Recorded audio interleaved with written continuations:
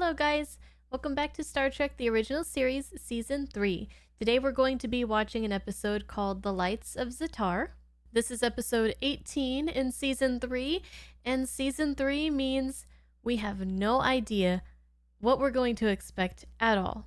So, if you're ready, so am I. Let's do it. Enjoy, guys! Enterprise is en route to Memory Alpha. It is containing the total cultural history and scientific knowledge of all Planetary Federation members. You're the sanest, the smartest, the nicest woman that has ever come aboard this ship. Oh, Scotty's got it bad. Anything else, I'll keep to myself for the moment. I don't want to get fired. His whole heart once throbbed only to the ship's engines. Now he can see nothing but the woman. I didn't think Mr. Scott would go for the brainy type. I don't think he's even noticed she has a brain. Mr. Scott. You and Lieutenant Romaine will go to your position. You'll prepare for direct transfer of equipment to Memory Alpha. May I offer my congratulations on what will be your first assignment for the Federation? Thank you. First assignment for the Federation. Oh, she green. It's green. Scotty loves green things. Is that Memory Alpha? Oh, it's a space jellyfish. What is that? Indications are a storm, Captain. It's approaching at warp factor 2.6 and accelerating. No natural phenomena can move faster than the speed of light. Oh, so does that mean it's man-made, possibly? Or alien-made?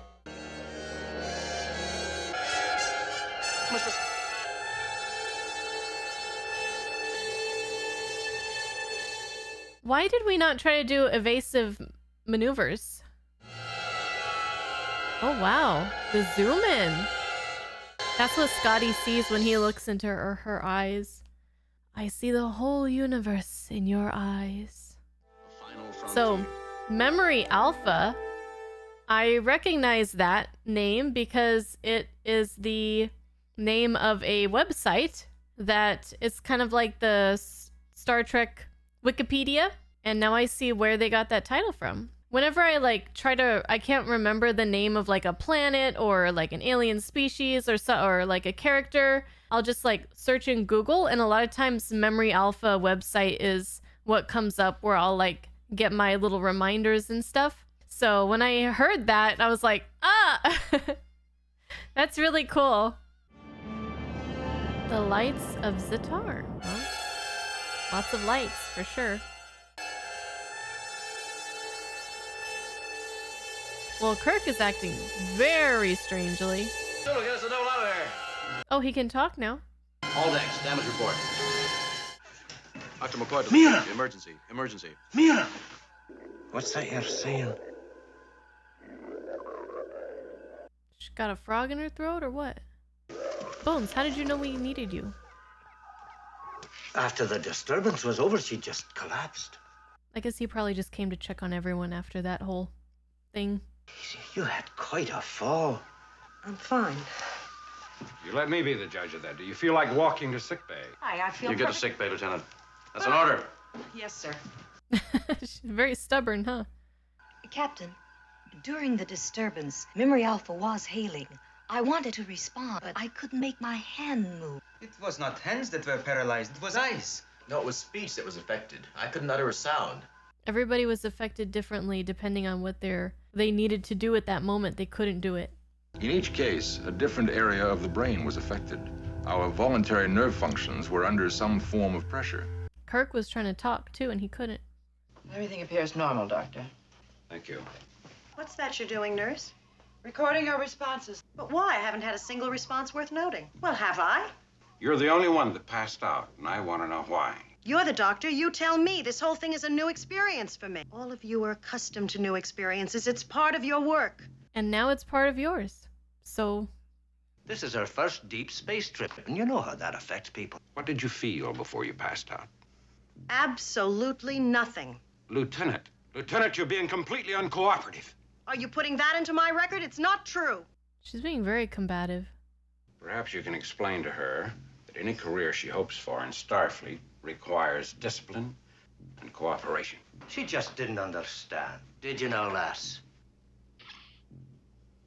Bones, I'm done with this Bedside shit. manner like that, Scotty. You're in the wrong business. You're in the wrong business. Aye. If this is forwarded, I'll be sent back, won't I? Oh, you will not. That's ridiculous. I want to continue. You will. This is just getting used to what you might call your space legs. I love me a Scotty-focused episode. Captain, I've plotted the storm's path. Hope it's a good one. On its present course, it will hit the Memory Alpha planetoid as it did us. Sir, I'm unable to establish contact with the planetoid. Memory Alpha has no protective shields. When the library complex was assembled, shielding was considered inappropriate to its totally academic purpose. Wonderful. But what if someone wants to destroy it? They should be able to protect it. Its speed is incredible. It's hitting the planetoid. Whoa. Man, that is fast. Lieutenant, try and warn them I'm of the... sorry, sir. I can't break through this interference. It is leaving Memory Alpha, Captain. Any life readings? None. Oh. What? Let's find out what's going on down there. Zapped all the power and life? Scotty, report to the bridge. Report to the bridge. Scott here. Where you been? Where are you? In the sick bay. Are you sick? Oh, no. I was just checking on the lass. She's going to be fine, though. There's nothing wrong with her. Is the doctor there with you, or will I find him in engineering? Doctor, how's the girl? I think she's in good shape. Well, Mr. Scott seems to agree with you. He seems quite pleased with himself.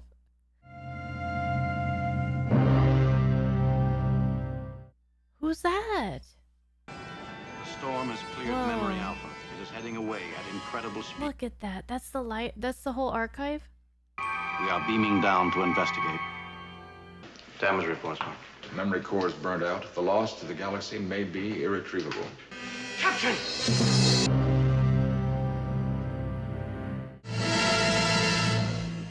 That's not supposed to be a Klingon, is it? She could see the Klingon-looking fellow. Very faint life reading in the immediate vicinity, Captain. Oh, it's a lady. Over here, Captain. The light effect in the girl's eyes reminds me of... Oh no. Where no man has gone before. Is it something trying to communicate with them? Beam down, Lieutenant. Remain immediately. Yes, sir. What's going on with her face? Bones. She's dead? She's dead. What did she die of? Due to distortion of all neural systems. Are you sure she didn't die of too much happiness?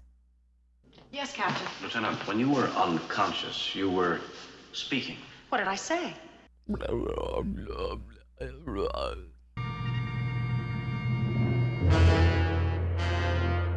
That storm, it's returning. How do you know? I know. It's coming to finish the job! Where's the girl? Get the Enterprise out of here. Wait, Captain. We've lost Mira. No one else thought to check? She's suspended in transit. Oh, suspended in transit. That's scary.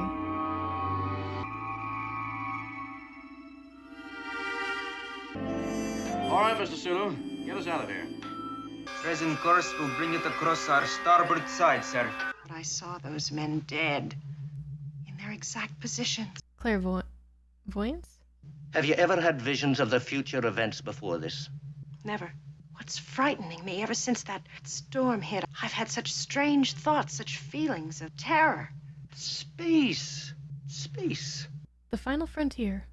Then I don't have to report it? If you want to spend the rest of the trip in sick bay, but what good would that do? She has a really cute smile when she smiles at him. Captain, he's heading straight for us. Take evasive action. Base of action. Finally. I feel like this thing can catch up to us whenever it wants to. Still with us, sir. Is it closing? Maintaining its distance. However, it is matching each maneuver we execute.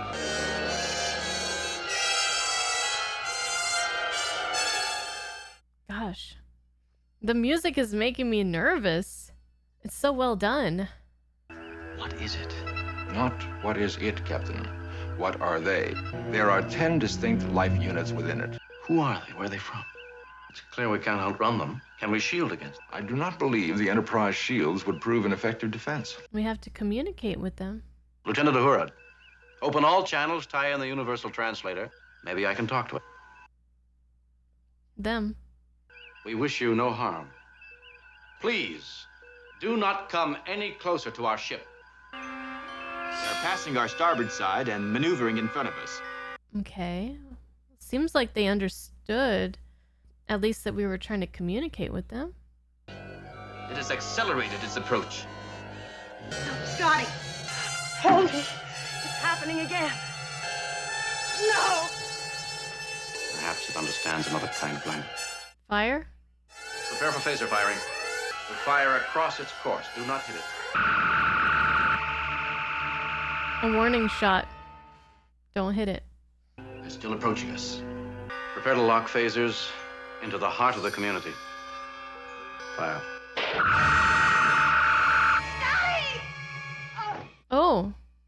Is she, she's connected with them. Captain, the phaser shots, they're killing Mira. Another shot and you'll kill her. Get her to sickbay at once. What a predicament. Cancel that order. He has to save the ship, but in order to save the ship, he might have to kill one of his crew.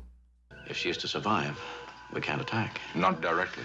But if we're to survive, we might need to attack. Is the girl well enough to be questioned? I can have her ready in a few minutes. Bring all available biographical material with you. Mr. Spock, come with me. Go easy on her, Jim. She's in pretty bad state. I'll try. I didn't mean to be uncooperative, Doctor.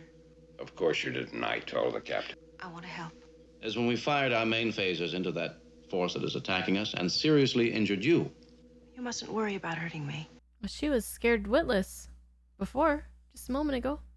Romaine, Mirror, Lieutenant. Place of birth, Martian colony number 3. Doctor, you have a medical record of Lieutenant Romaine available? Yes, Captain. Any history of psychosomatic illness? Occasional and teenage routine incident. Any evidence of involuntary or unconscious telepathic abilities? None. Any pathological empathic responses? No, Captain. However, an extremely flexible and pliant response to a new learning situation. Her brainwave pattern has been altered. And you are sure that this is the correct slide? Yes, Mr. Spock. Nurse Chapel followed this every step of the way. There can be no error. Check it, Spock. An exact match. Brain circuitry patterns of alien life units identical. Their thoughts are becoming hers. They're trying to take over. They're trying to increase their population. They're trying to communicate. Mira has tried to tell me all along that she was seeing things in advance. I saw Scott. Where? Dead? I don't know. What was he doing? He was dying. I've been seeing through another mind. Mm-hmm. I've been flooded with thoughts. Their intentions? Not my own. Control me. Oh, Scotty, I'd rather die than hurt you. We'll fight them, so let's not hear anything more about dying. At their present force, they will get through the shields this time, Captain. What are we gonna do? But we have one chance to survive. Let them begin to function through you. If we can control that moment, we have a chance. Will you try? Tell me what to do. Prepare the anti-grav test units. Let's go. Anti-grav? Oh, they coming. Alien forces penetrated the ship. Take defensive action. Sulu on the comms. Repeat. General quarters. Security condition 3. Intruder alert. Don't touch me, Scott. Stay away. Oh no. She looks exactly like that other lady did before she died. We've lost her to them. She could kill us all in this state. She will, unless we are able to complete what the captain has planned. What does the captain have planned? Please stay. Try. Don't lose yourself to them. Hold on. Weren't we putting her in the anti-grav thing? Let's go. I will be who I choose to be. Stay away, Scotty. They will kill you. You won't let them. Why do they want to put her into the anti-grav chamber? She cannot stop us. Oh. You cannot prevent it. Finally. We can speak to them. They will answer using her voice. What do you want? We have searched for a millennium for one through whom we can see and speak and hear and live out our lives. We are from Zetar. That is one of the planets where all humanoid life was destroyed. Then what are you? The mind and the will of the last 100 of Zetar. 100? Our planet was dying. We were determined to live on. At last, we have found someone through whom we can live it out. She is fighting for her own identity. Our lives will be fulfilled. We did not wish to kill. But you did kill. The price of your survival is too high. Mm-hmm. Life was given to me. I want to live it out. The girl's life reading is becoming a match to the Zetarians. She's losing. It's a battle of wills. 100 wills versus 1. I don't like those odds. We must get her into the pressure chamber. You realize the pressure needed to kill the Zetars might kill the girl, too. Mira will not kill me. Oh, someone has to put her in.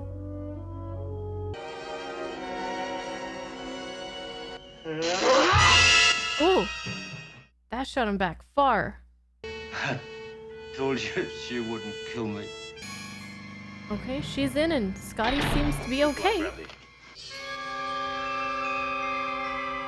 Bring pressure to 2 atmospheres and then increase 1 atmosphere per second. Jeez, that's gonna be so painful for her.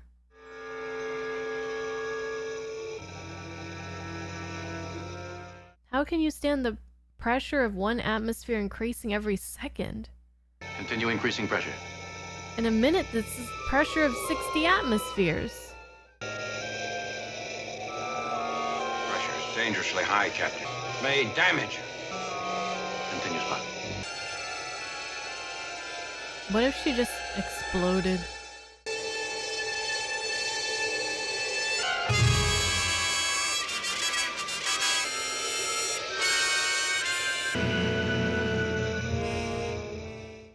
They're gone. This episode's kind of creepy. It's all right, Mira. They're gone. Is she okay? Oh, there's that smile. Reduce the pressure very, very gradually, Spock. We may tax Mr. Scott's patience, Doctor. Now lie perfectly still, Lieutenant. Try not to move at all. Regular breaths. Now don't hold it. Continue to breathe deeply. Beautiful music. In. Beautiful. Out. Now, you'll be in there another 20 minutes, so why don't you just try to relax? It's like getting an MRI. Lots of smiles in this episode. I like it. It makes me smile. Look at that. But we were unable to come to an agreement. We had to kill all those people. She put up a valiant struggle to retain her identity, and I find that encouraging. Dr. McCoy is correct, Captain. Would either of you credit Scotty's steadfast belief in her as a factor? You mean love as motivation? Humans do claim a great deal for that particular emotion. Yes. Quite the motivator.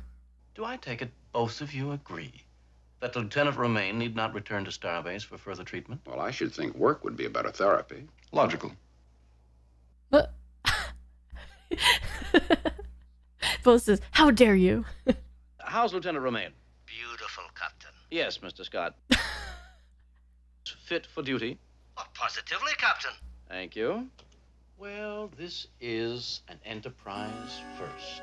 Dr. McCoy, Mr. Spock, and Engineer Scott find themselves in complete agreement. Can I stand the strain?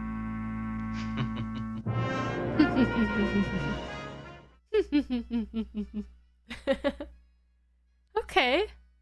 Huh.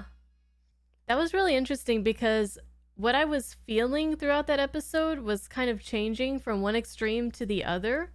There was the point towards the end where she was inside the anti-grav chamber, whatever it was, and they were trying to kill the what did they call it? Zetar. I said Zetar, but anyways, those people, they were trying to kill them through pressure, and she was in there and she was withstanding that pressure, and it gave me such uneasy vibes. It was kind of horrifying, the thought of destroying the what was left of these hundreds of people, but on the one hand, they kind of outlived their time. For millennia, they were alive, trying to just, with the sheer force of will, to continue their existence. But even so, it just feels kind of wrong to just destroy all those people. So it was really making me feel just, I didn't like it. And so it was like really creepy, just not good vibes. And then not long after, just seeing her smiling, I just felt like my mood just went straight to the ceiling. So I think the hero of this episode for me was just everybody's smiles. Mira, I think was her name.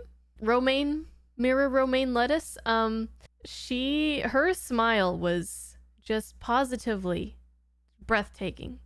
It really felt like she cared for Scotty. Like, she really loves him. Like, she's really into him.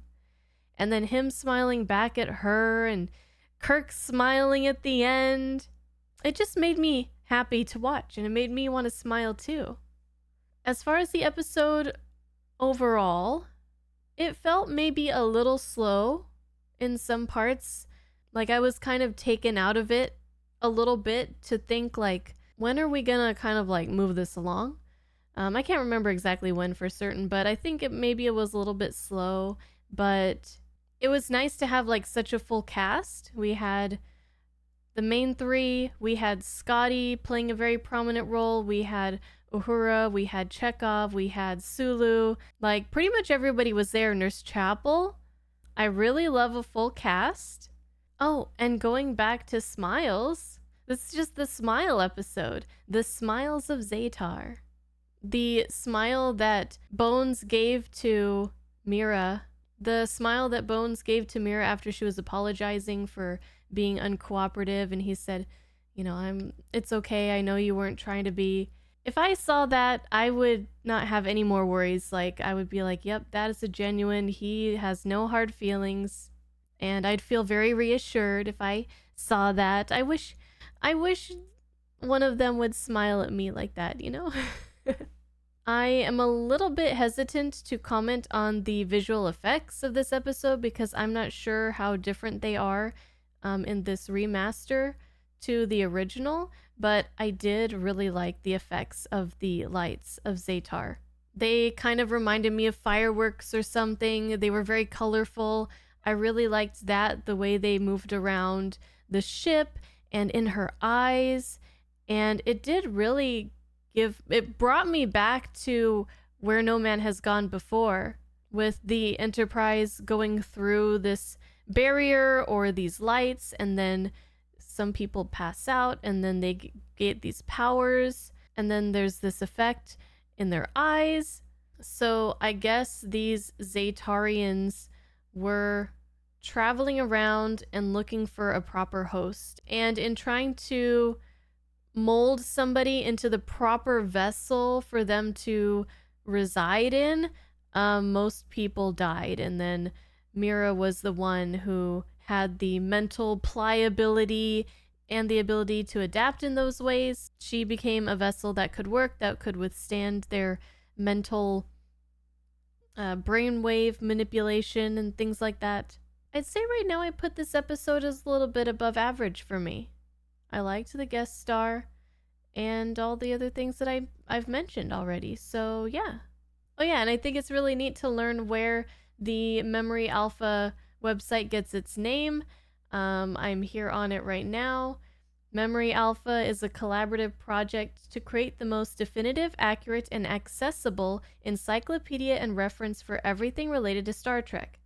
The English language Memory Alpha started in November 2003 and currently consists of 59,824 articles, and 66,412 files. And it looks like they have versions in all kinds of different languages as well. And it just goes to show that Star Trek is a worldwide phenomenon that anybody and everybody can enjoy, no matter where you're from, no matter who you are, which I'd say is really fitting. Okay, well, that's all I can think of to say about this episode for now. I will see you guys in the next episode, and of course, please leave a comment. Let me know what you think about this episode, about my reaction to the episode, and anything else that you feel like sharing. Thank you guys again, and I'll see you guys in the next one. Bye!